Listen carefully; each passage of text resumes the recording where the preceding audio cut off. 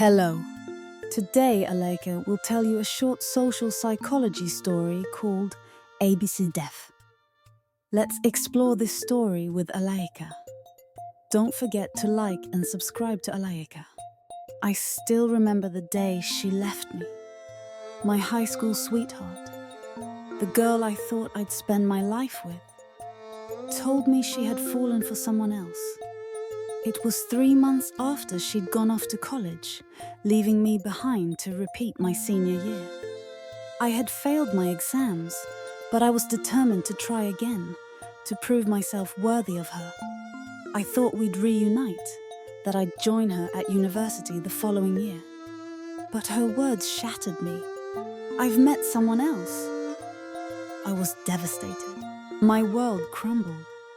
And for weeks, I couldn't focus on anything. I felt like a failure, not just in school but in life. Days turned into nights of endless self-pity, and I couldn't see a way forward.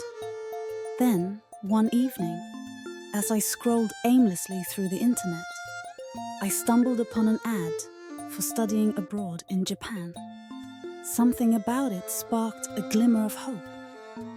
Maybe I needed to leave, to escape everything that reminded me of her. Maybe I needed a fresh start. I called the number on the ad, and after a long conversation with the agency, I decided to talk to my parents. To my surprise, they supported the idea. The very next day, I packed my things and headed to Hanoi to submit my application. It felt surreal, like I was finally taking control of my life. The paperwork, the interviews, the preparations, it all happened so fast.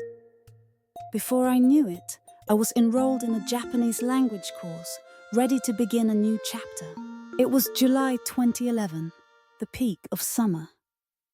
The heat in Hanoi was unbearable, and I arrived drenched in sweat, carrying my backpack and a heart full of uncertainty. My cousin, who was studying in Hanoi, let me stay in her small rented room while she went home for the summer. When I arrived, I was startled to find her boyfriend there, lounging shirtless in the cramped space. For 3 awkward days, the 3 of us shared that tiny room until they left for their hometown, leaving me alone. That's when I met her, my Japanese language teacher. My cousin had recommended her, saying she was the best tutor in the area. I still remember the first time I saw her. She was petite, barely 5 feet tall, but her presence was magnetic.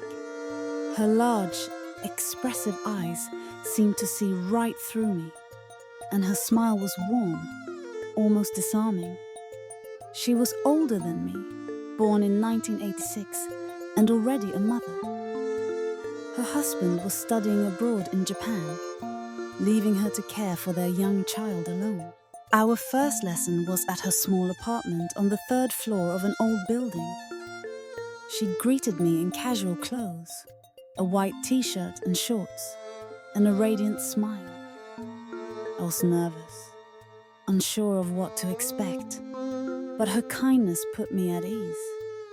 Little did I know, meeting her would change my life in ways I could never have imagined. The first time I met her, I didn't know what to expect. My cousin had spoken highly of her, saying she was the best Japanese tutor in the area. I was nervous, unsure if I could even learn the language, let alone keep up with her lessons. But when she opened the door to her small apartment, I was struck by her presence. She was petite, barely 5 feet tall, but there was something about her that drew me in. Her large, round eyes sparkled with warmth, and her smile was so genuine it made me forget my nerves for a moment. She was dressed casually in a white t-shirt and shorts, her hair tied back in a loose ponytail. She looked nothing like the strict, formal teacher I had imagined. "Are you the one here to learn Japanese?" she asked, her voice soft but confident. I nodded, fumbling with my words as I introduced myself. She laughed lightly, putting me at ease. "Come in," she said, stepping aside to let me into her home. Her apartment was small but tidy, with a few toys scattered around the floor. In the corner of the room, a baby boy, no older than a year and a half, was sleeping peacefully in a crib. "That's my son," she said, noticing my gaze. "He's usually quiet during lessons, so don't worry." I nodded again, unsure of what to say. She must have noticed my awkwardness, because she smiled and handed me a glass of water. "Relax," she said. "We'll start with the basics." As we sat down at a small table, she began to teach me the Japanese alphabet. Her voice was calm and patient, guiding me through each character. I couldn't help but notice how close she was sitting. Her perfume faint but intoxicating. She leaned over to correct my writing, her hand brushing against mine. I felt my face flush, and I quickly looked away, pretending to focus on my notebook. Despite her warmth, there was a sadness in her eyes that I couldn't ignore. During a break, I asked her about her life. She told me she was born in 1986 and had been married for a few years. Her husband was studying for his master's degree in Japan, leaving her to care for their son alone. "It's not easy," she admitted, her voice tinged with melancholy. "But I manage." I found myself drawn to her, not just because of her beauty, but because of her strength. She was juggling so much, teaching, raising a child, and managing a household, all on her own. I admired her resilience, even as I sensed the loneliness she tried to hide. By the end of the lesson, I felt a strange connection to her, one I couldn't quite explain. As I left her apartment that day, I couldn't stop thinking about her. There was something about her that stayed with me, something that made me want to know more. Little did I know this was only the beginning. It started with small moments, the kind you don't think much of at first. I'd arrive at her apartment for lessons, and she'd always greet me with a warm smile and a glass of water. Her son would be napping in the corner, and the room would be filled with a quiet, comforting energy. At first, I thought it was just her kindness, her natural way of making people feel at ease. But as the days turned into weeks, I realized it was something more. One day, she wasn't herself. Her usual bright demeanor was dimmed, and she looked pale. "Are you okay?" I asked, concerned. She waved it off, saying it was just a headache, but I could see she was struggling. Halfway through the lesson, she excused herself to sit on the couch, her hand pressed to her forehead. "You should rest," I said, standing awkwardly by the table. "I'll be fine," she replied, but her voice was weak. I couldn't just sit there. I rummaged through my bag and found some painkillers I always carried. "Here," I said, handing her the pills and a glass of water. She hesitated, but eventually took them, giving me a small, grateful smile. "Thank you," she whispered. I grabbed a towel, soaked it in cool water, and placed it gently on her forehead. She looked at me, her eyes softening. "You didn't have to do this," she said. "It's nothing," I replied, trying to hide how nervous I felt. "You've been helping me so much. Let me help you for once." That day, I stayed longer than usual. I helped her with her son, cooked a simple meal, and made sure she was comfortable before I left. As I walked out of her apartment, I felt something shift inside me. She wasn't just my teacher anymore. She was someone I cared about deeply. From that day on, our connection grew stronger. She started opening up to me, sharing stories about her life. She told me about her husband, how he was always busy, even before he left for Japan. "He's a good man," she said. But there was a sadness in her voice. "He's just distant." I didn't know what to say, so I just listened. She seemed to appreciate that. Our lessons became more than just language practice. We'd laugh over my terrible pronunciation, and she'd tease me about how serious I looked when I was trying to write right. Sometimes she'd make me tea, and we'd sit and talk long after the lesson was over. I found myself looking forward to those moments more than anything else. But with every laugh, every shared glance, I felt the line between us blur. I knew it was wrong to feel this way about her, a married woman with a child. Yet, I couldn't stop myself. There was something about her, her strength, her vulnerability, her warmth, that pulled me in. And I could feel it in her eyes too. She was starting to feel the same. It was a quiet afternoon when everything changed. I arrived at her apartment as usual, but this time she looked exhausted. Her face was pale and her movements were slow. "Are you okay?" I asked, setting my bag down. She gave me a weak smile and said, "Just a little tired. Let's start the lesson." But I could see she wasn't fine. Halfway through, she leaned back in her chair, pressing her fingers to her temples. "You're not well," I said firmly. "You need to rest." She hesitated, then nodded, too drained to argue. I helped her to the couch, grabbed a towel, and soaked it in cool water. Gently, I placed it on her forehead. "You don't have to do this," she murmured, her voice barely audible. "I want to," I replied, sitting beside her. For a moment, she just looked at me, her eyes filled with something I couldn't quite place. Gratitude, maybe, or something deeper. Her son stirred in his crib, and I instinctively went to check on him. "You're good with him," she said softly, watching me from the couch.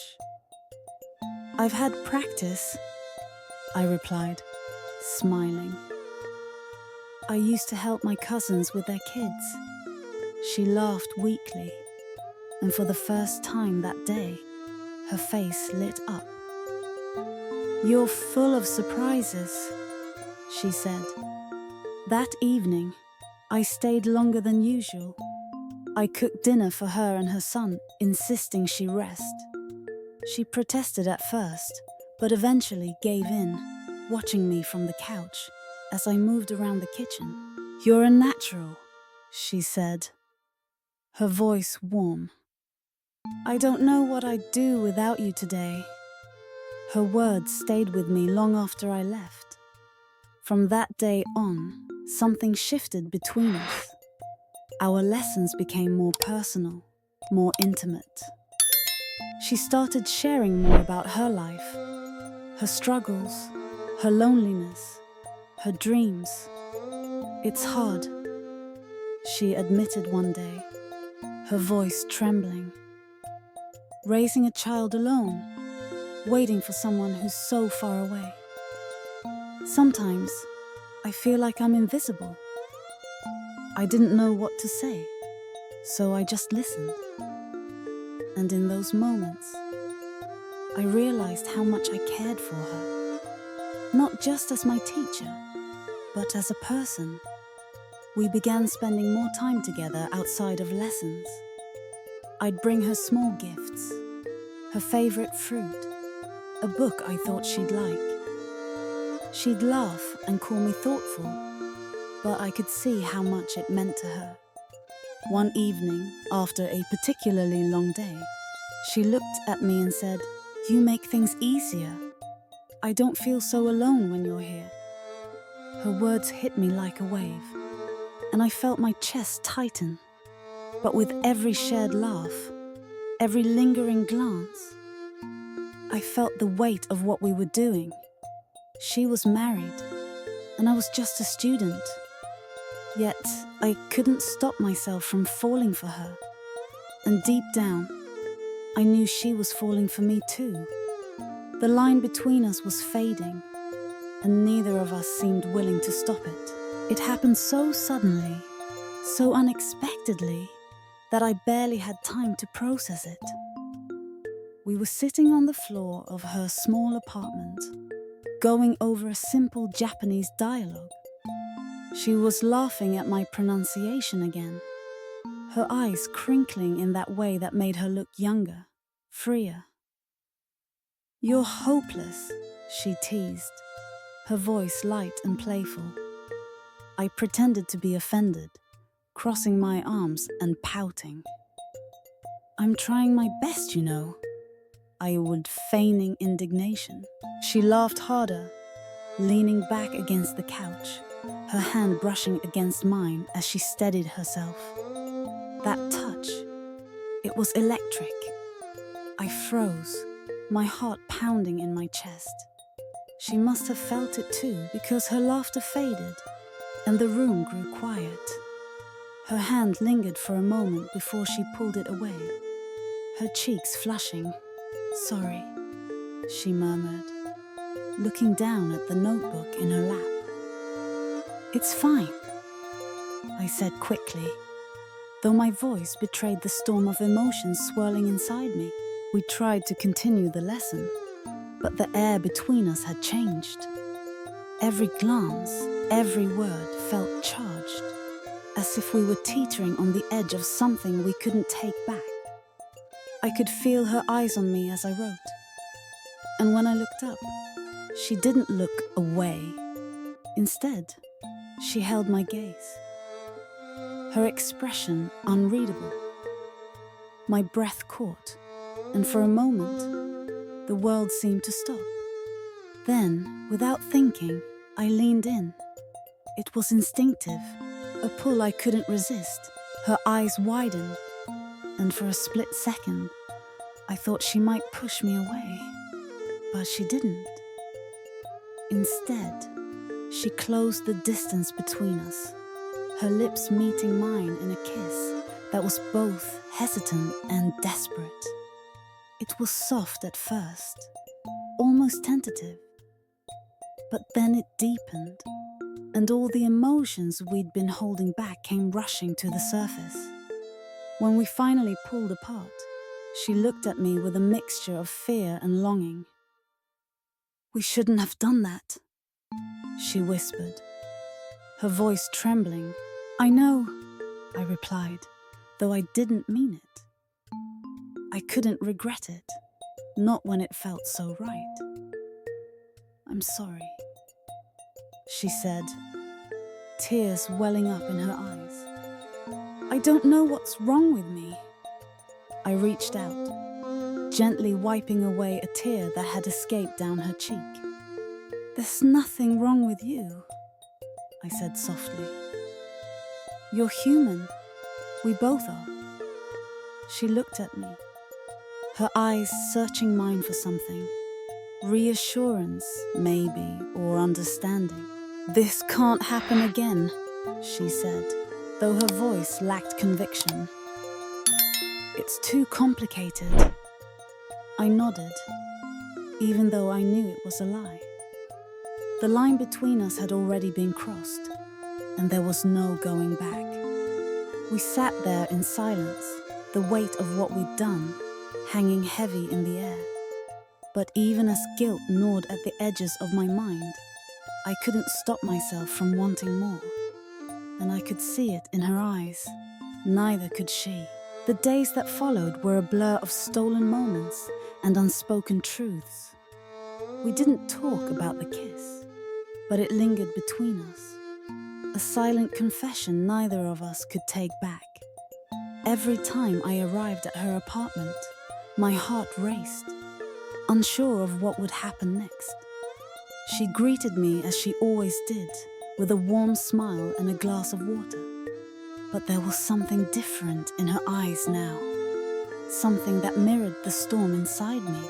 Our lessons continued, but they were no longer just about language. There was a new intimacy in the way she leaned closer to correct my writing, her hand brushing against mine. Her laughter, once light and carefree, now carried a weight, as if she was trying to mask the emotions she couldn't say out loud. And I was no better. I found myself lingering after lessons, inventing excuses to stay just a little longer, to be near her. One evening, as the sun dipped below the horizon, painting her small apartment in shades of gold, she broke the silence. "I don't know what we're doing," she said, her voice barely above a whisper. She was sitting on the couch edge, her hands clasped tightly in her lap. Whatever this is, it's wrong." I sat across from her, my chest tightening at her words. "I know," I said, though the thought of walking away from her felt unbearable. "But I can't stop thinking about you. I can't stop wanting to be here." She looked at me then, her eyes filled with a mix of longing and guilt. "You make me feel alive," she admitted, her voice trembling. "For the first time in years, I feel like someone sees me. Like I'm not just a mother or a wife waiting for her husband to come home." I moved to sit beside her, my heart pounding. "You're more than that," I said, my voice firm. "You're incredible. You're strong and kind and I don't know how to explain it, but you've changed me." She turned to me, tears brimming in her eyes. "This can't last," she said, though her voice lacked conviction. "What if someone finds out? What if?" I silenced her with a gentle touch, my hand resting on hers. "No one has to know," I said softly. "This is ours, just ours." And so our secret began. We became experts at hiding in plain sight, careful not to let the world see what was growing between us. We'd steal moments when no one was looking. A lingering glance, a brush of hands, a whispered word that carried more weight than it should. On weekends, we'd escape the city, driving to quiet places where we could be ourselves, free from the judgment of others. But even in those moments of stolen happiness, there was a shadow that loomed over us. We both knew this couldn't last forever. Yet, neither of us could bring ourselves to end it. We were caught in a web of our own making, bound by a love that was as beautiful as it was forbidden. And for now, that was enough. The weight of what we had done was always there, lingering in the quiet moments when we were alone. It was in the way she would look at me after we kissed. Her eyes filled with both longing and guilt. It was in the way I would lie awake at night, replaying every word, every touch, every stolen moment, wondering how long we could keep this up. We were living in a fragile bubble, one that could burst at any moment, and yet neither of us could bring ourselves to stop. One evening, as we sat on the balcony of her apartment, watching the city lights flicker in the distance, she broke the silence. "Do you ever think about what happens next?"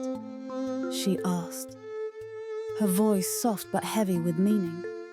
She was holding a cup of tea, her fingers trembling slightly as she stared out into the night.